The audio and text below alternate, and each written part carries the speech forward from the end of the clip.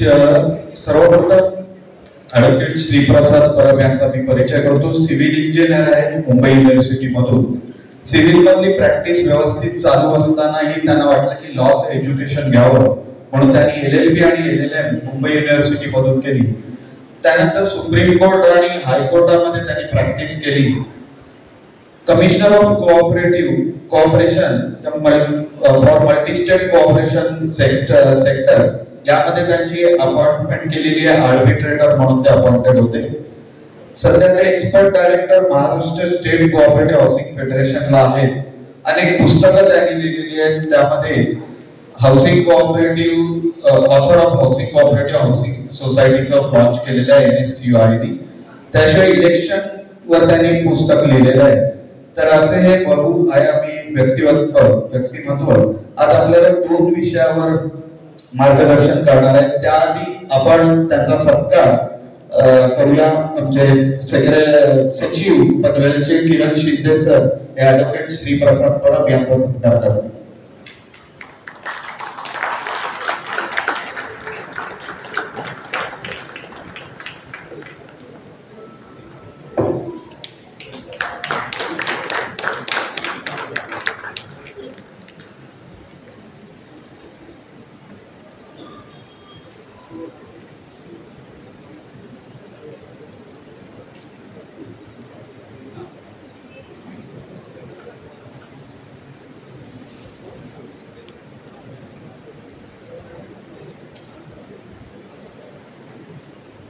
दोन्ही विषय आपण एकत्र बघणार आहोत. कन्व्हेन्स, डीप conveyance and then redevelopment and self redevelopment. हे दोन्ही विषय क्लब करण्याचं कारण सिंपल आहे. कारण कन्व्हेन्स झाल्याशिवाय पुढे रिडेव्हलपमेंट करताच येत नाही. तर त्यामुळे कन्व्हेन्स, डीप कन्व्हेन्स पहिला पाहून घेऊया, थोडं ग्लान्स घेऊया आणि नंतर मग रिडेव्हलपमेंट, सेल्फ रिडेव्हलपमेंटवरती थोडंसं ग्लान्स घेऊया. कन्व्हेन्स शब्द जो आहे त्याचा इंटरप्रिटेशन जर तुम्ही गुगलवर टाईप केलं की what is conveyance, it is transporting one thing to another. म्हणजे एका ठिकाणावरून दुसऱ्या ठिकाणी घेऊन जायचं आहे.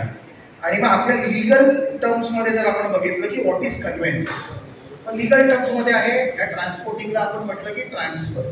Then it is transfer of one thing to another. One thing म्हणजे काय, तर transfer of property, transfer of property to from one person to another person. म्हणजे then we have to look into transfer of property act. For transfer of property there is a transfer of property statute 1882. आणि transfer of property ॲक्टमध्ये conveyance जर बघायचं असेल किंवा transfer of property बघायची असेल, so initial there are 2 types. Transfer of property first by act of parties आणि दुसरं bye operation of law. म्हणजे थोडक्यात आपल्या संस्थेमध्ये समजा एक फ्लॅट दुसऱ्या फ्लॅटला विक्री केला गेला तर त्याला आपण बोलतो transfer of property bye act of parties. दोन्ही पार्टीजने मिळून एक कृती केलेली आहे. आणि सेकंड एक्झाम्पल जर आपण बघितलं तर फादरकडनं जो मुलाकडे आलेला फ्लॅट असेल, जर त्यांनी विल केलेलं नसेल आणि सक्सेशननी जर फ्लॅट आलेला असेल तर that is transfer of property by operation of law, not by act of parties. कुठल्याही पार्टीने कृती केलेली नाही आहे, तिथे लॉ ओपन झाला. कुठला लॉ ओपन झाला, तर सक्सेशन लॉ ओपन झाला. बरं, एक ठिकाणी असंही एक्झाम्पल येतं की फादरकडनं मुलाला फ्लॅट विलनी आलेला आहे. ह्याला आपण ऑपरेशन ऑफ लॉ बोलणार का ॲक्ट ऑफ पार्टी बोलणार, तर ह्याला आपण ऍक्ट ऑफ पार्टी बोलणार. फक्त पहिल्या एक्झाम्पल ऍक्ट ऑफ पार्टीचा आणि ह्या एक्झाम्पल ऑफ ऍक्ट ऑफ पार्टीमध्ये असा फरक आहे. First example is transfer between 2 living person, okay, ज्याला आपण इंटर वायव्हस ट्रान्सफर बोलतो. आणि सेकंड एक्झाम्पल जे आहे त्याच्यामध्ये इट इज ट्रान्सफर युनिलॅटरल. आपण बोलतो unilateral deemed conveyance. Unilateral deemed conveyance मध्ये म्हणजे तिथे समोरचा डेव्हलपर उपलब्ध नसतो, स्टेटने तुम्हाला ट्रान्सफर करून दिलेला आहे. Therefore will is also, will करण्याची प्रॉपर्टी येते, that is also a transfer of property bye act of parties, but it is not bye operation of law, it is unilateral transfer. Unilateral का, कारण ती व्यक्ती ज्या वेळेला हयात नसते त्यावेळेला प्रॉपर्टी ट्रान्सफर होते. कारण will start speaking when the person stops. हे आपल्याकडे एक्झाम्पल आहे. सेकंड, पण ट्रान्सफर ऑफ प्रॉपर्टी मध्ये आपण कन्व्हेन्सचा अभ्यास करतो आहे आणि ह्या ट्रान्सफर ऑफ प्रॉपर्टीचं डेफिनेशन कुठे आहे का? तर ट्रान्सफर ऑफ प्रॉपर्टीचं definition section 5 transfer of property act मध्ये दिलेलं आहे. Now what is that definition? The transfer of property is an act by which one living person conveys property in present or in future to other living person. आता ह्याच्यात काही शब्द महत्त्वाचे आहेत. One living person conveys property to other living person. When we are talking about conveyance in the cooperative housing society, म्हणजे developer आपल्याला convey करतोय property, whether developer is a living person आणि society is a living person. So answer is yes. Society is a legal entity. It is also considered as person in the eyes of law. हे देखील एक living person आहे आणि डेव्हलपरची जी company आहे ती देखील एक लिव्हिंग पर्सन आहे. तर हे दोघं ट्रान्सफर करतायत प्रॉपर्टीला. आणि मग कायद्याच्या डेफिनेशन मध्ये तुम्ही जर गुगल केलं सेक्शन 5 ट्रान्सफर ऑफ प्रॉपर्टी ऍक्टचा, त्याच्यात असं लिहिलं आहे की conveys property in present or in future to other living person. प्रॉपर्टीच्या पुढे दिलेला आहे प्रेझेंट ऑर इन फ्युचर. तो whether future property can be transferred हा क्वेश्चन निर्माण होऊ शकतो.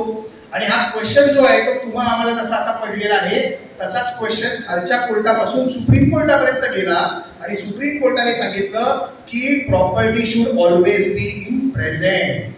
मग conveys property in present or in future, प्रॉपर्टीच्या पुढे फ्युचर कसं लिहिलेलं आहे डेफिनेशन मध्ये? तर ऑनरेबल सुप्रीम कोर्टने इंटरप्रिटेशन केलं की that property should be in present. Future जे शब्द दिलेला आहे तो कन्व्हेन्स साठी आहे. म्हणजे ज्या वेळेला कोऑपरेटिव्ह हाऊसिंग सोसायटी फॉर्म होते, लीगल एंटिटी आपण बनवतो, त्याच्यानंतर आपल्या कायद्यात दिलेला आहे की 4 महिन्यामध्ये 4 महिन्याच्या विधीमध्ये पिरियडमध्ये आपल्याला कन्व्हेन्स करणं गरजेचं आहे. तो conveyance is always in future. It can also be in present but property should compulsory be in present tense. भविष्यातली प्रॉपर्टी आपण विकू शकत नाही. जर विकता आली असती तर हे आगरी कोळी भवन देखील आपण विकलं असतं की भविष्यात 10 वर्षानंतर माझ्या नावावर होणार आहे, आजच विकून टाकूया, असं झालं असतं. आपल्याकडे उद्योग झाले असते. आणि म्हणून property should always be present हा कन्सेप्ट ऍप्लिकेबल झाला. आणि ह्याच धर्तीवरती आपल्याकडे रेरा कायदा आलेला आहे. रेरा कायदा पहिले उद्योग काय करायचे डेव्हलपर लोक? भविष्यात येणारा फ्लॅट विदाउट अप्रुव्हल विकून टाकायचे. पण हे होऊ नये म्हणून रेरा कायदा सांगतो की जर FSI सँक्शन असेल, FSI ची ग्रँट असेल तर आणि तरच डेव्हलपर त्या FSI पुरता माल विकू शकतो. Property should always be in present. त्यानंतर section 7 of transfer of property act सांगतो की who can transfer the property. मग तिथे उत्तर दिलेलं आहे every person who is competent to contract, म्हणजे मायनर नसावा, अनसाउंड नसावा, नॉट डिस्क्वालिफाईड बाय लॉ नसावा, तो कॅन ट्रान्सफर द प्रॉपर्टी. कशी ट्रान्सफर करू शकतो? जर तो एंटायटल असेल त्या प्रॉपर्टीला तर, किंवा दुसरा ऑप्शन आहे ऑथोराइज असेल तर. ऑथोराइज म्हणजे पॉवर ऑफ अटर्नी. आपण बघतो पॉवर ऑफ अटर्नी आपल्या सोसायटीज मध्ये दिलेली असते डेव्हलपरच्या वतीने. पॉवर ऑफ अटर्नी असेल तो ऑथोराइज व्यक्ती ट्रान्सफर करू शकतो. कशी ट्रान्सफर करू शकतो? इदर होनली और पार्टली और ॲब्सोल्युटली और कंडिशनली, असं सेक्शन 7 मध्ये दिलेलं आहे. ठीक आहे. आता कन्व्हेन्स मध्ये एंट्री करूया.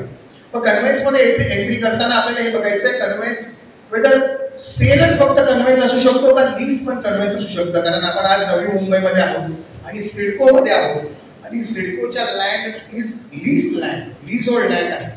तो वेदर लीज होल्ड लँडचा कन्व्हेन्स होऊ शकतो का? मग ह्या प्रश्न आपल्याकडे निर्माण होऊ शकतो. मग ट्रान्सफर ऑफ प्रॉपर्टी ऍक्टनी what are the types of transfer of property इथे स्पेसिफाय केलेला आहे. तो सेक्शन 54 टॉक्स अबाउट सेल. तो sale is also a transfer of property. Then section 58 talks about mortgage. Mortgage is also a transfer of property. Section 104 talks about lease. Leasehold lands. Transfer of property नी उत्तर दिलेलं आहे की lease is also a conveyance. मग पुढे exchange आहे, gift आहे 122 ला, ह्या देखील ट्रान्सफर ऑफ प्रॉपर्टी आहे. मग आपल्याला पहिलं उत्तर मिळालं की जसं सेल हा ट्रान्सफर ऑफ प्रॉपर्टी आहे तसंच लीज होल्ड लँडला देखील ट्रान्सफर ऑफ प्रॉपर्टीच्या डेफिनेशन मध्ये येऊ शकतो. सो देन आपल्याकडे सेल मध्ये आपण करतो घर जेव्हा विकायला जातो फ्लॅट, तो we do agreement for sale. Okay. And then we do sale deed. What is the difference between agreement for sale and sale deed? तर ॲग्रीमेंट फॉर सेल म्हणजे सुरुवातीला जे आपण करतो ते टोकन अमाऊंट घेतो त्याच्याकडनं आणि मग आपण जाऊन रजिस्ट्रेशन करतो. त्या ॲग्रीमेंटमध्ये आपण लिहितो की या दिवशी तुम्ही मला पेमेंट केलं पाहिजे आणि ही पेमेंट संपूर्ण आपल्याला रिसीव्ह झाल्यावरती आपण त्याला प्रॉपर्टीचा ताबा म्हणजे आपल्या फ्लॅटचा ताबा पदेशन देतो. हे सगळं दिल्यावरती आपण करतो त्याला बोलतो आपण सेल डीड. म्हणजे पहिलं काय केलं ॲग्रीमेंट फॉर सेल आणि ते sale deed. Similarly conveyance in Navi Mumbai जर आपण बघितला तर पहिलं सिडकोने आपल्याबरोबर काय केलेलं आहे ॲग्रीमेंट टू लीज. आणि ॲग्रीमेंट टू लीज मध्ये काय सांगितलं सिडकोने की तुम्हाला आम्ही लायसन्स दिलं या प्रॉपर्टीमध्ये एंटर करा, ही प्रॉपर्टी डेव्हलप करा. 4 वर्षाची नियमावली पण टाकली की 4 वर्षाच्या आतमध्ये डेव्हलप करा. डेव्हलप करून झाल्यावरती ऑक्युपेशन सर्टिफिकेट सकट जर डेव्हलप केलेली असेल तर त्या सगळ्या गोष्टी आम्हाला सबमिट करा. युनिट कन्फर्मेशन वगैरे सगळे प्रकार तुम्ही ऐकलेले असतील. आणि हे झाल्यावरती शेवटला जे होतं हे सगळं झालं म्हणून त्याला बोलतात लीज डीड. सिडको जे एक्झिक्यूट करतात ते lease deed. Now whether agreement for sale किंवा agreement to lease is a conveyance? The answer is no. म्हणजे आपल्या संस्थेमध्ये agreement to lease आहे पण लीज डीड नाही आहे. मग आपण रिडेव्हलपमेंट करू शकतो का? तर आन्सर नो. मग आपल्याला लीज डीड करावं लागेल. सेल डीड करतो आपण फ्लॅटमध्ये जेव्हा व्यवहार पूर्ण होतो त्यावेळेला. तसंच सिडकोमध्ये नवी मुंबईला आपण लीज डीड करायचं आहे. त्यालाच प्रॉपर कन्व्हेन्स बोलतो. आणि मग कन्व्हेन्स म्हणजे काय?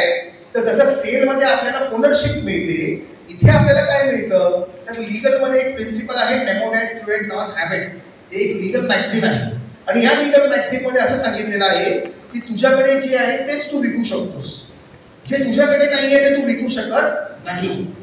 म्हणजे आपल्याला हा हॉल दिलेला आहे कार्यक्रम करण्यासाठी. इथे खाली बोर्ड लावून ह्याची विक्री करत बसायचं नाही. बरोबर? तर काय आपल्याला जे दिलेलं आहे तेच आपण गोष्टी करू शकतो. तर तसं प्रमोटरला सिडकोने ॲग्रीमेंट टू लीज मध्ये असं सांगितलं होतं की 7 वर्षाचं लीज पिरियड मिळणार. मग जे त्या प्रमोटरकडे आहे तेच आपल्याला मेमो डॅट क्युएट नॉन हॅबिटच्या प्रिन्सिपल वरती लीज डीड मध्ये येतो. म्हणजे 60 इयर्सचं lease. So this is nothing but the conveyance. आता कन्व्हेन्स झाला. मग प्रमोटर जर देत नाही आपल्याला तर काय तर then the provisions are given in MOFA. आपल्याकडे महाराष्ट्र ओनरशिप फ्लॅट ऍक्ट 1963 आणि now in RERA. RERA real estate regulation act जो आहे तो 2016 चा. Section 11 of RERA talks about formation of legal entity आणि सेक्शन 17 जो रेरा मध्ये आहे तो सांगतो की ट्रान्सफर ऑफ टायटल. त्याचा हेडिंगच आहे ट्रान्सफर ऑफ टायटल. आणि ट्रान्सफर ऑफ टायटल मध्ये सांगितलेलं आहे की प्रमोटरनी आपलं काम पूर्ण झाल्यावरती टायटल जे आहे प्रॉपर्टीचं टायटल हे हस्तांतरित करायचं आहे त्या लीगल एंटिटीला जी लीगल एंटिटी तिथे सेक्शन 11 खाली फॉर्म केलेली आहे त्याला. तसंच मोफाने पण सांगितलेलं आहे. MOFA section 10 section 11. सेक्शन 11 मध्ये प्रमोटरवरती ड्युटी कास्ट केलेली आहे की you should make good your title. पहिला शब्द वापरलेला आहे की तुझं टायटल पहिलं स्वतः गुड कर आणि नंतर झाल्यावरती ट्रान्सफर कर. म्हणजे संस्था फॉर्म झाल्यावरती विदिन 4 मंथ्स प्रमोटरला ड्युटी आहे की to transfer the title or in the name of society किंवा असोसिएशन किंवा company whatever is form under section 10 of MOFA. आणि मग ट्रान्सफर करत नसेल तर then the option of deemed conveyance. आणि मग डीम कन्व्हेन्ससाठी आता डीम कन्व्हेन्स एकदम थोडक्यात 1-2 मिनिटांमध्ये आपल्याला समजवायचं आहे कारण आपल्याला दोन्ही विषय क्लब करायचे आहेत. रिडेव्हलपमेंट पण आपल्याला घ्यायचं आहे. पण डीम कन्व्हेन्सचा सोपा प्रकार आहे. डीम कन्व्हेन्स कोणाकडे ऍप्लिकेशन करावं तर आपल्या नवी मुंबईमध्ये अधिकार जे आहेत ते जॉईंट रजिस्ट्रारकडे प्राप्त झालेले आहेत. त्यामुळे मग जॉईंट रजिस्ट्रारला डीम कन्व्हेन्ससाठी ऍप्लिकेशन करायचं. पण जॉईंट रजिस्ट्रारने निर्णय दिला तर संपून जाईल का? तर डीम कन्व्हेन्स इथे संपत नाही. What is deemed conveyance? Deemed conveyance 4 स्टेजेसमध्ये आहे. First stage is the order which is given by the joint registrar. Okay, त्याला आपण डीम कन्व्हेन्स सर्टिफिकेट बोलतो. आणि त्याच्यानंतर सेकंड स्टेप आहे एज्युडिकेशन. 4 डिपार्टमेंट याच्यामध्ये कार्यरत आहे. एक आहे रजिस्ट्रार ऑफ कोऑपरेटिव्ह सोसायटी पहिलं डिपार्टमेंट. दुसरं एज्युडिकेशन ऑफ स्टॅम्प्स म्हणजे एज्युडिकेशनला जातं. आणि एज्युडिकेशन झाल्यावरती तिसरं डिपार्टमेंट आहे सब रजिस्ट्रार ऑफ ॲश्युरन्स. आपण जाऊन ते तस्त नोंदणी करतो, डीड रजिस्टर्ड करतो आणि चौथा डिपार्टमेंट आहे म्युटेशन एंट्रीज. मग अशी सरांनी सांगितलं प्रॉपर्टी कार्ड 7/12, तो प्रॉपर्टी कार्ड आणि 7/12 मध्ये नाव घेण्यासाठी mutation entry is the fourth department.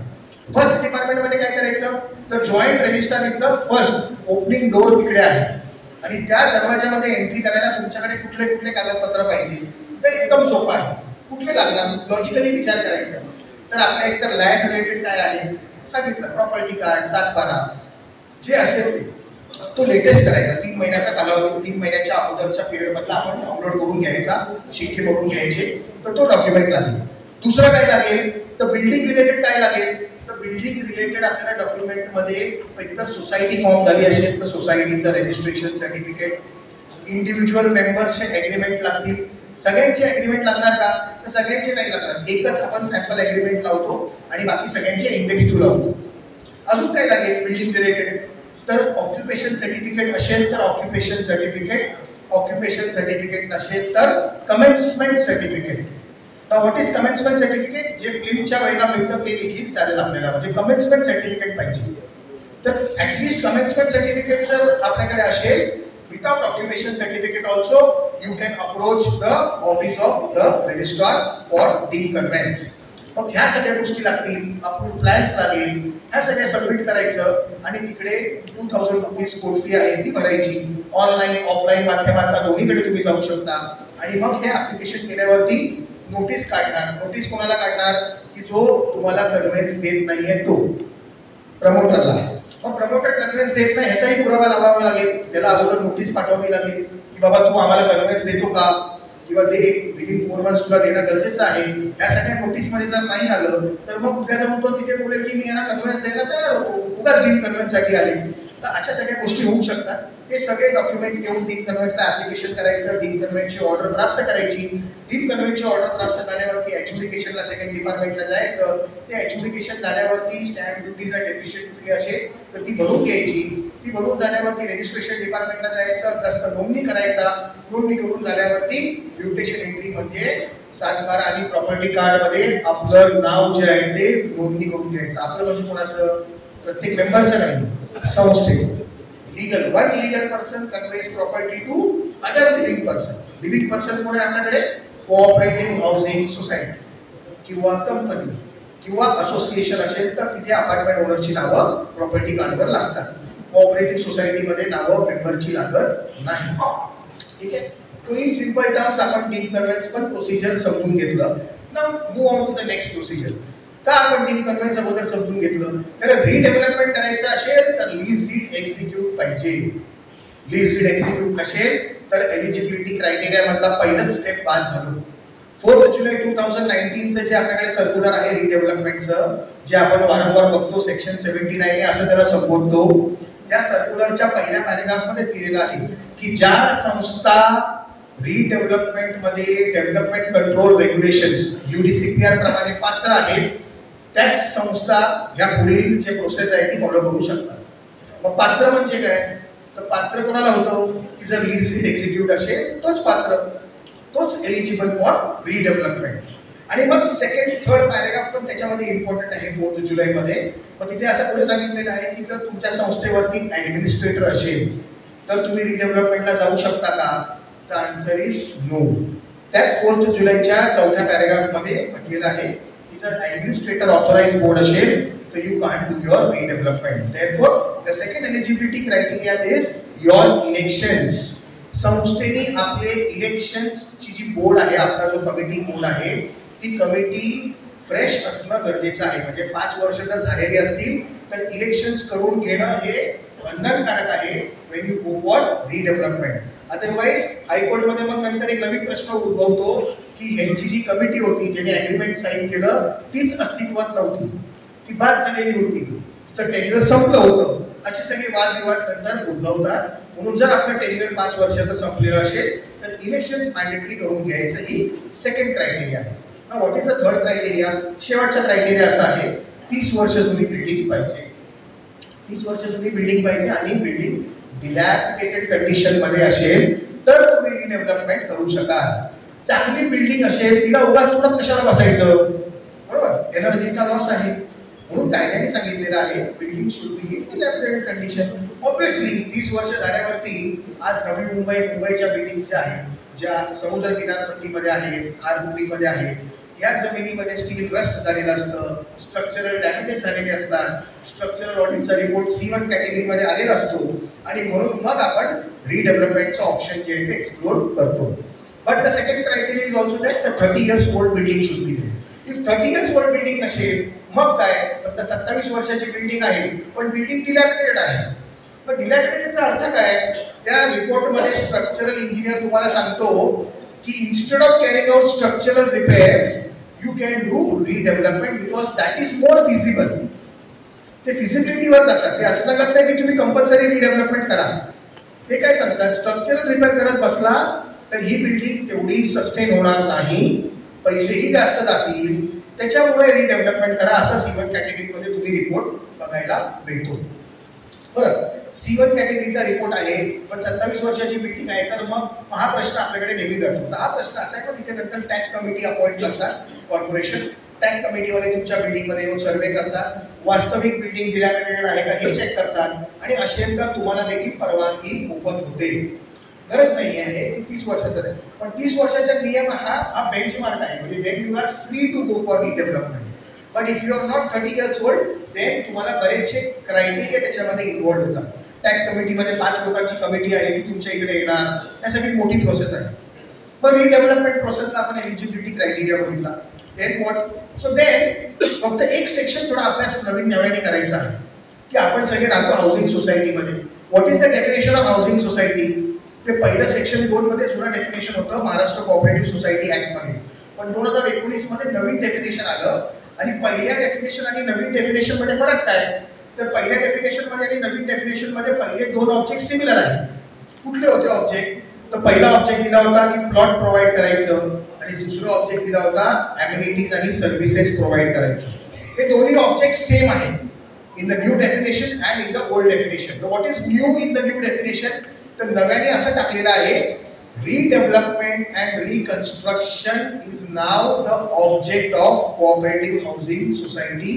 असं तुमच्या नवीन डेफिनेशन मध्ये आता हा तिसरा ऑब्जेक्ट इन्सर्ट करण्यात आलेला आहे. सेक्शन 154B कॅपिटल B मध्ये -1 सब क्लॉज 17 मध्ये हाऊसिंग सोसायटीचा डेफिनेशन मध्ये तिसरा ऑब्जेक्ट नव्याने 9 मार्च 2019 ला इनकॉर्पोरेट झालेला आहे. त्यामुळे redevelopment is also now your object. मग ते रिडेव्हलपमेंटमध्ये जसं आपण पूर्वतयारी केली, इलेक्शन्स कंडक्ट केली, आपल्या सोसायटीचं ऑडिट करून घेतलं, स्ट्रक्चरल ऑडिट करून घेतलं, मग तशी अजून थोड्याशा काही पूर्वतयारी आहेत ज्या ऑलरेडी डिस्कस झालेल्या आहेत. 2 मिनिटांमध्ये त्या रिवाइज करूया. कुठल्या, तर पहिलं बायलॉ नंबर 6 मध्ये सांगितलेलं आहे फेडरेशनची मेंबरशिप घेणं मॅन्डेटरी आहे. बायलॉ नंबर 6 तुम्ही जर बघितलं, फेडरेशनची मेंबरशिप, का फेडरेशनची मेंबरशिप घेणं गरजेचं आहे, कारण इकडे तुम्हाला हेल्प पाहिजे ना. फुकट सल्ला देणारा कोण आहे तुमच्याकडे, तर आपल्याकडे फेडरेशन आहे. तर फुकट सल्ला हवा असेल तर फेडरेशनची मेंबरशिप घ्यायची. सांग नको असेल पेड सल्ले कन्सल्टंट बाहेर देत आहेत, तेही करू शकता. बायलॉ नंबर 9 मध्ये दिलेला आहे शेअर सर्टिफिकेट सगळ्यांच्या रेकॉर्डवर पाहिजे. शेअर सर्टिफिकेट नसेल तर डुप्लिकेट शेअर सर्टिफिकेट कसं द्यायचं, बायलॉ नंबर 9 मध्ये ते प्रिस्क्राईब केलेला आहे, तो थोडासा बघायचा. आणि म्हात्रे सरांनी मगाशी सांगितल्याप्रमाणे बायलॉ नंबर 30 पासून 30, 31, 32, 33, 34, 35 नॉमिनेशन फॉर्म्स 32 मध्ये सांगितलेलं आहे नॉमिनेशन फॉर्म्स. तर नॉमिनेशन फॉर्म्स भरून घेणं गरजेचं आहे. आणि आपल्याकडे जे 4 प्रकारचे मेंबर आहेत त्या सगळ्यांना रेकॉर्डमध्ये घेऊन आपण रिडेव्हलपमेंटची ऍक्टिव्हिटी करू शकतो. रिडेव्हलपमेंटची ऍक्टिव्हिटी कुठल्या प्रमाणे करायची, प्रोसेस काय दिलेली आहे का शासनाने, येस 4 जुलै 2019 चं सर्क्युलर. 4 जुलै 2019 मध्ये स्टेटने आपल्याला गाईडलाईन्स दिलेले आहेत, मार्गदर्शक तत्व दिलेली आहेत की हे तत्व फॉलो करा आणि आपला रिडेव्हलपमेंट किंवा स्वयंपुनर्विकास हा दोन्ही तुम्ही या माध्यमातून, या प्रोसेसच्या माध्यमातून करा. आणि या प्रोसेसमध्ये सिंपल काय दिलेलं आहे, तर सिंपल आहे ट्रान्सपरन्सी मेंटेन करणं. पण ट्रान्सपरन्सी कशी मेंटेन होते, तर मग सुरुवातीला फिजिबिलिटी रिपोर्ट आपण काढतो. फिजिबिलिटी रिपोर्ट काढण्यासाठी आर्किटेक्टची अपॉइंटमेंट करतो, प्रोजेक्ट मॅनेजमेंट कन्सल्टंटची अपॉइंटमेंट करतो. मग ही अपॉइंटमेंट आपण मॅनेजिंग कमिटीमध्ये करायची का आपल्या घरीच करायची, तर आन्सर आहे जनरल बॉडी मीटिंगमध्ये करायची. आणि मग ती स्पेशल जनरल बॉडी मीटिंग 4 जुलैमध्ये सांगितलेलं आहे. तिकडे एक आर्किटेक्टची पहिल्या निविदा मागवायच्या, निविदा मागवून त्या ओपन करायच्या, त्यांच्याबरोबर चर्चा करायची. जे आपल्याला वाटत असेल की हे आर्किटेक्ट योग्य आहे ते जनरल बॉडीला एक्सप्लेन करायचं आणि त्या आर्किटेक्टची निवड करून फिजिबिलिटी रिपोर्ट सुरुवातीला त्यांच्याकडनं मागवून घ्यायचा. तो फिजिबिलिटी रिपोर्ट आल्यावरती आपल्याला आपल्या प्लॉटचं पोटेन्शियल कळतं. जसं भाजी मार्केटमध्ये आपल्याला टमाट्याचे आणि सगळे बटाट्याचे भाव माहिती असतात, तसंच आपल्या प्लॉटचं पोटेन्शियल हे आपल्याला माहिती पाहिजे. त्याशिवाय डेव्हलपर बरोबर तुम्ही नेगोशिएट प्रॉपरपणे करू शकत नाही. जर तुम्हाला तुमचा प्लॉट किती पोटेन्शियल देणार आहे हे माहीतच नाहीये तर तुम्ही नेगोशिएट काय करणार? कन्सल्टंटच्या जीवावरती काम करायचं नाही, आपणच अभ्यास करायचा. कसा अभ्यास करायचा? फिजिबिलिटी रिपोर्ट बनवून घ्यायचा. आर्किटेक्ट फिजिबिलिटी रिपोर्ट तुम्हाला बनवून देतो, तो जनरल बॉडी मीटिंग मध्ये परत पुटअप करायचा. त्या फिजिबिलिटी रिपोर्टवरती चर्चा करायची. त्याच्यानंतर टेंडर्स काढायचे. टेंडर्स काढून झाल्यावरती ते फ्लोट करायचे. फ्लोट करून टेंडर्स भरून आल्यावरती डेव्हलपरचे टेंडर्स ओपन करायचे. कंपॅरेटिव्ह चार्ट बनवायचा. कंपॅरेटिव्ह चार्ट झाल्यावरती डेव्हलपरचे इंटरव्ह्यू करायचे. तुम्ही प्रत्येक डेव्हलपरच्या साईट व्हिजिट करू शकता, त्यांची ऑफिसची व्हिजिट करू शकता, त्यांचे फायनान्शियल डिटेल्स पाहायचे. आणि हे सगळं झाल्यावरती शेवटला एक मीटिंग कंडक्ट करायची आहे, त्याला आपण बोलतो सेक्शन 79A ची मीटिंग. आणि त्या मीटिंग मध्ये सांगितलेलं आहे की आपण एक ऑनरेबल रजिस्ट्रारकडे ऍप्लिकेशन करायचं. रजिस्ट्रारकडे ऍप्लिकेशन केल्यावरती ते प्रतिनिधी पाठवणार. प्रतिनिधी पाठवल्यावरती त्या प्रतिनिधीच्या समोर आपल्याला ती जनरल बॉडी मीटिंग कंडक्ट करायची आहे. त्याच्यामध्ये आपल्याला डेव्हलपरचं सिलेक्शन करायचं आहे. आणि ही जी मीटिंग आहे ही व्हिडिओ रेकॉर्डेड करायची. ही मीटिंग व्हिडिओ रेकॉर्डेड केल्यावरती ह्या मीटिंगचं कोरम किती असावं? कोरम किती पाहिजे?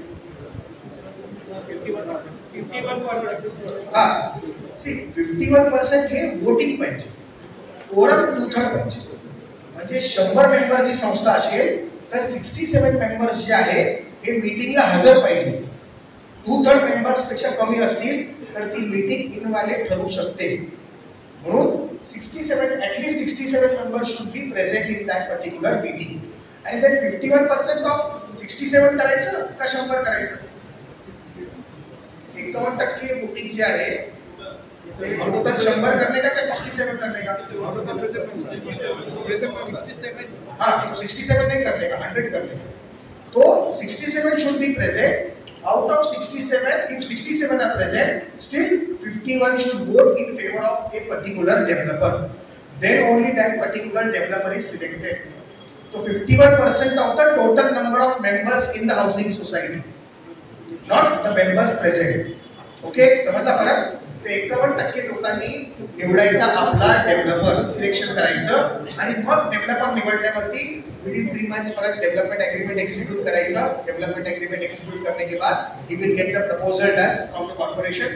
प्रपोजल आल्यावरती तो तुम्हाला खाली करणार, मीटिंग पाडणार आणि नवीन प्रोजेक्ट जो आहे तो इथे उभा करणार. Simple redevelopment process. सेल्फ रिडेव्हलपमेंटसाठी whether same guidelines are applicable? Answer is yes. 4 जुलै 2019 चे गाईडलाईन्स स्वयं पुनर्विकासाला देखील ऍप्लिकेबल आहे. तर स्वयं पुनर्विकासामध्ये आपण डेव्हलपर कुठे सिलेक्ट करतो? मग तिकडे काय करायचंय?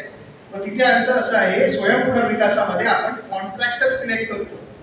आणि कॉन्ट्रॅक्टरच्या सिलेक्शनसाठी आपल्याला जर तुम्ही ते गाईडलाईन्स बघितलं 4 जुलै 2019 मध्ये, इट इज ऍप्लिकेबल, पहिल्याच पॅराग्राफमध्ये लिहिलेलं आहे, it is applicable to both. ज्या संस्था रिडेव्हलपमेंट करतायत आणि ज्या संस्था सेल्फ रिडेव्हलपमेंट करतायत त्यांना. सेल्फ रिडेव्हलपमेंट ज्या संस्था करतायत त्यांनी कॉन्ट्रॅक्टरची निवड प्रक्रिया जी आहे ती या माध्यमातून, याच प्रोसेसच्या माध्यमातून करायची आहे. मग रिडेव्हलपमेंट मध्ये आणि सेल्फ रिडेव्हलपमेंट मध्ये थोडक्यात फरक की कसा? काय फरक? रिडेव्हलपमेंट आणि सेल्फ रिडेव्हलपमेंट मध्ये काय फरक? तर एका वाक्यात सांगायचा फरक असा आहे की सेल्फ रिडेव्हलपमेंट मध्ये जो डेव्हलपर प्रॉफिट घरी त्याच्या खिशात घेऊन जाणार आहे ना, तेच प्रॉफिट स्वयं पुनर्विकासामध्ये आपल्या सगळ्या मेंबर्सना एकतर एरियाच्या मार्फत किंवा कॉर्पसच्या मार्फत डिस्ट्रीब्यूट करणं, त्याला स्वयं पुनर्विकास बोलतात.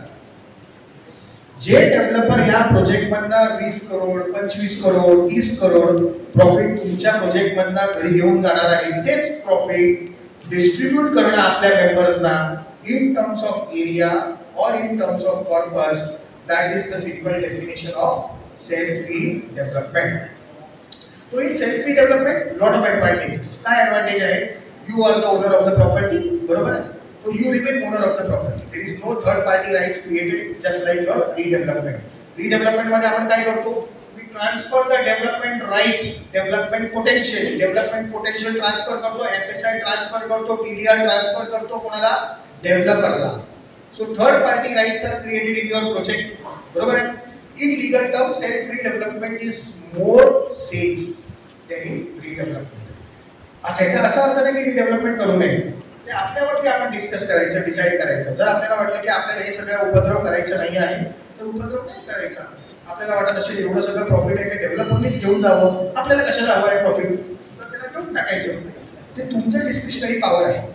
पण तुम्हाला वाटलं की बाबा चला ठीक आहे, आपल्याला एक फ्लॅट मिळतोय, म्हणजे चेंबूरला जिथे एक फ्लॅट मिळत होता तिथे लोकांना 2 फ्लॅट झाले स्वयं विकासामध्ये.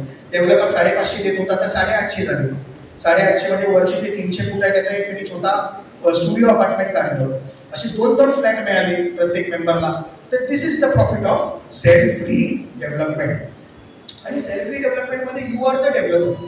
The society enters in to the shoes of the developer. आणि जे जे डेव्हलपर ऍक्टिव्हिटी करतो रिडेव्हलपमेंट मध्ये त्या सगळ्या ऍक्टिव्हिटी तुम्ही करायचे. मग कुठल्या? तर प्लॅन पास करायला मगाशी आपण म्हटलं प्लॅन पास करायचं आहे. प्लॅन पास करण्यासाठी आपल्याला कोण लागतो? तर एक आर्किटेक्ट लागतो. तो आर्किटेक्ट आपण हायर करायचा, प्लॅन सबमिट करायची, अप्रुव्हल्स घ्यायचे. अप्रुव्हल्स आल्यावरती बिल्डिंगचं जर काम करायचं असेल तर 79A प्रमाणे कॉन्ट्रॅक्टरची नियुक्ती करायची. कॉन्ट्रॅक्टर नियुक्ती झाल्यावरती let the construction start. You act as a developer. बरं, सगळ्यात मेन प्रश्न आहे पैसे कुठून येणार? त्या डेव्हलपर नावाच्या प्राण्याकडे भरपूर पैसे असतात, आपल्याकडे पैसे आहेत का? तर मग आहे थोडंफार सोल्युशन दिलेलं आहे, पण कम्प्लीट सोल्युशन अजून येत आहे. तर थोडंफार सोल्युशन असं आहे की जिल्हा मध्यवर्ती bank, district central cooperative bank आणि महाराष्ट्र स्टेट कोऑपरेटिव्ह बँक हे तुम्हाला स्वयं पुनर्विकासाला फंडिंग करत आहे. लास्ट मंथमध्येच फेडरेशन आणि स्टेट बँकेची मध्ये मीटिंग्स कन्क्लूड झाल्या आणि स्टेट बँकेची पॉलिसी जी आहे स्वयं पुनर्विकासाची ती फ्रीज केली. ती फ्रीज करून ती पब्लिक आता बाहेर आलेली आहे. आणि मग तुम्ही आता जसं तुम्हाला डिस्ट्रिक्ट सेंट्रल कोऑपरेटिव्ह बँकेचा जो ऑप्शन होता त्याचबरोबर तुम्हाला आता महाराष्ट्र स्टेट कोऑपरेटिव्ह बँक देखील स्वयं पुनर्विकासासाठी फंडिंग करते. आपल्याकडे अशीही उदाहरणं आहेत की त्या बिल्डिंगनी विदाउट बँकेचं लोन घेऊन देखील स्वयं पुनर्विकास करत आहे. मग त्याच्यामध्ये कसं करतात? तर त्याच्यामध्ये बार्टर सिस्टम वगैरे काही प्रकार आहेत कॉन्ट्रॅक्टमध्ये, तर त्या पद्धतीने काही गोष्टी केल्या जात आहेत. मग अशा सगळे ऑप्शन्स जे आहेत ते स्वयं पुनर्विकासासाठी आपण ओपन ठेवलेले आहेत आणि ह्याच प्रोसेसच्या माध्यमातून आपल्याला काम करायचं आहे. आता 2 मिनिटांमध्ये आपण कन्क्लूड करू, पण कन्क्लूड करताना फक्त एवढंच सांगायचं की फायदा काय, म्हणजे स्वयं पुनर्विकासामध्ये आणि रिडेव्हलपमेंटमध्ये फायदे काय झाले. तर मी तुम्हाला काही प्रॅक्टिकल उदाहरणं सांगतो की फायदे कसे झाले. चेंबूरला एक संस्था तरी काय केलं, स्वयं पुनर्विकास केला बार्टर सिस्टममध्ये, बँकेकडनं कर्ज वगैरे घेतलं नाही. आणि मग त्या सिस्टममध्ये काम करताना आता त्यांची पुढच्या महिन्यामध्ये CC आहे आणि भूमिपूजनाचा कार्यक्रम आहे. मग त्यांनी सस्टेनेबल डेव्हलपमेंट उपक्रम बघितला. ग्रीन बिल्डिंग, चेंबूरमधली पहिली ग्रीन बिल्डिंग म्हणून त्या लोकांनी प्रयत्न केले. त्या ग्रीन सर्टिफिकेशनसाठी IGBCला अपॉइंट केलं, गोदरेज सारख्या कन्सल्टंटला अपॉइंट केलं आणि गोदरेज त्यांचं ग्रीन बिल्डिंगचं काम करत आहे IGBCचं. मग ग्रीन बिल्डिंगमध्ये काय लागतं, तर आपण बघतो की आपल्या 100 फ्लॅटची बिल्डिंग त्यांची जी आहे त्या 100 फ्लॅटच्या बिल्डिंगमध्ये 2 BHK 1 BHKचं कॉम्बिनेशन आहे. म्हणजे प्रत्येक जण नंतर भविष्यामध्ये आपल्या बेडरूम आणि हॉलमध्ये एअर कंडिशन तर लावणार, बरोबर.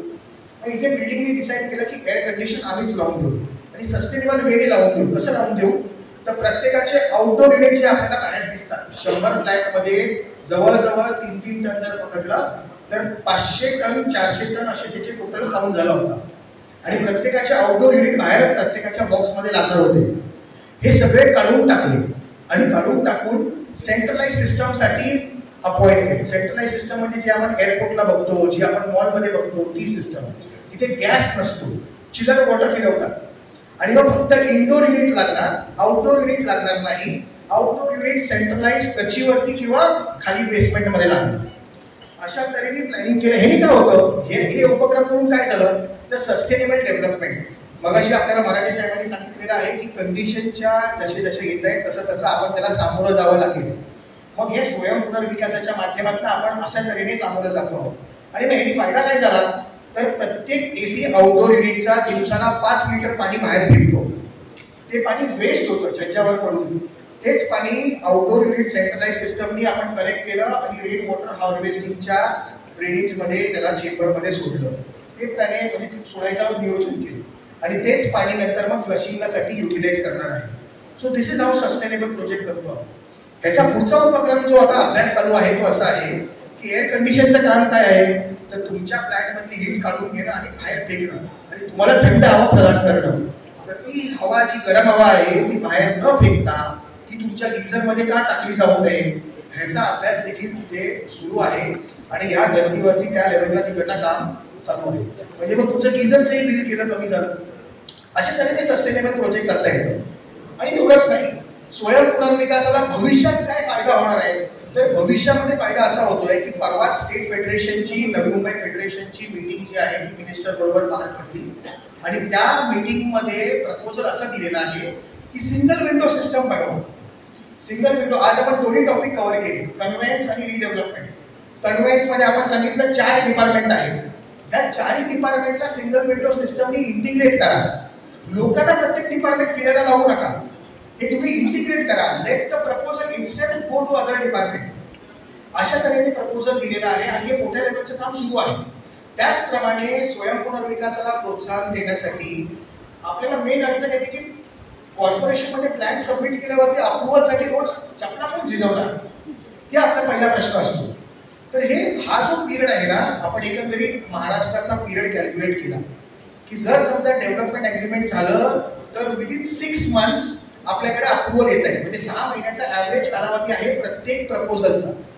आणि ह्या प्रपोजलच्या कालावधीमध्ये 15% तुमच्या फ्लॅटची कॉस्ट इन्व्हॉल्ड आहे. म्हणजे जी अप्रुव्हल कॉस्ट ज्याला आपण बोलतो ती 1 कोटीचा फ्लॅट असेल तर 15 लाख रुपये तुमचे अप्रुव्हलला जातात. तर या तऱ्हेने हे जे 6 महिन्याचा पिरियड आहे हा तुम्ही अर्धा तास का करू शकत नाही असं स्टेटला प्रपोजल आपण दिलेलं आहे आणि स्टेटने ते ह्याच्यामध्ये पुढे जाऊन त्यांनी मान्यही केलेलं आहे की आपण ह्याच्यावरती टेक्नॉलॉजीचा वापर करून विचार करूया आणि ते प्रपोजल आता नेक्स्ट डिपार्टमेंटला मूव्ह होऊन तिथेही आमची मीटिंग जी आहे ती सक्सेसफुल झालेली आहे. तर अशा तऱ्हेने तुम्ही पेनड्राईव्हमध्ये तुमचं बिल्डिंगचा प्रपोजल घेऊन जा, ते प्रपोजल कॉर्पोरेशनच्या सिस्टममध्ये टाका आणि तिथून डायरेक्टली प्रिंट आउट होऊन तुम्हाला अप्रुव्हल अर्ध्या तासामध्ये बाहेर येईल. अशा तऱ्हेचं नियोजन आहे हे पुढे या शासनाच्या धोरणामध्ये आहे. आणि ह्या धोरणामध्ये स्टेट फेडरेशन आणि तुमचं जिल्हा फेडरेशन आहे जे रिप्रेझेंट करत आहे आणि आमच्या मीटिंग ऑलरेडी 2 सक्सेसफुल झालेल्या आहेत. आता नेक्स्ट मीटिंग जी आहे ती आम्हाला 20 तारखेनंतर परत बोलवलेलं आहे या गोष्टीसाठी. त्याचाही पाठपुरावा आपण करत आहोत. म्हणजे हे भविष्यामध्ये स्वयं पुनर्विकासाला येणारे फायदे आहेत. आज लोक विचारतात की 2019चं सर्क्युलर स्वयं पुनर्विकासाचं डॉर्मेंट पडलेलं आहे. आम्ही सांगतो पडू द्या डॉर्मेंट त्याला. 2019चं सर्क्युलर 2019 प्रमाणे राहू द्या. आता we are in 2025. Let the new policy come out. प्रीमियममध्ये बेनिफिट द्या लोकांना, व्याजदरामध्ये कमी करा. अशा तऱ्हेची मागणी जी आहे ती नुकतच केलेली आहे. आणि हे नॉट ओनली स्टेट गव्हर्नमेंट पण सेंट्रल गव्हर्नमेंट देखील ह्याला पब्लिसिटी करते कारण त्यांना ऑल ओव्हर इंडियामध्ये सस्टेनेबल आणि अफोर्डेबल हाऊसिंगचा प्रोजेक्ट राबवायचा आहे. आणि स्वयं पुनर्विकासामध्ये आपल्याला अफोर्डेबल हाऊसिंग देता येईल हेच त्यांना देखील तिथे पटलेलं आहे. आणि त्यामुळे त्यांनी जो आता एक हाऊसिंग मॉड्यूलचा कोर्स काढलेला आहे सेंट्रल मिनिस्ट्रीनी, त्या कोर्समध्ये देखील स्वयं पुनर्विकासाचा एक चॅप्टर त्या लोकांनी इन्कॉर्पोरेट केलेला आहे. तो कोर्स ते हे 26 जानेवारीला ते लोक लॉन्च करतायत, ऑनलाईन कोर्स जो आहे तो. तर अशा तऱ्हेने मिनिस्ट्री, सरकार आणि सगळ्यांचं धोरण आहे की भविष्यामध्ये स्वयं पुनर्विकासमय जे आहे ते आपल्याला मिळावं आणि हा जो बेनिफिट आपण जो पास ऑन करतो आहोत तो सगळ्या बेनिफिट आपल्या कोऑपरेटिव्हच्या मेंबर्सनाच मिळावा. ह्याच धर्तीवरती हे रिडेव्हलपमेंट स्वयं पुनर्विकासाची जी पॉलिसी आहे ती होत आहे. एवढंच बोलून आपण इथे कन्क्लूड करूया. आपण दोन्ही विषय शॉर्ट पिरियडमध्ये कव्हर करण्याचा प्रयत्न केला. त्याच्यानंतर I think question answer session जे आहे ते तुमचं कंडक्ट होणार आहे. तर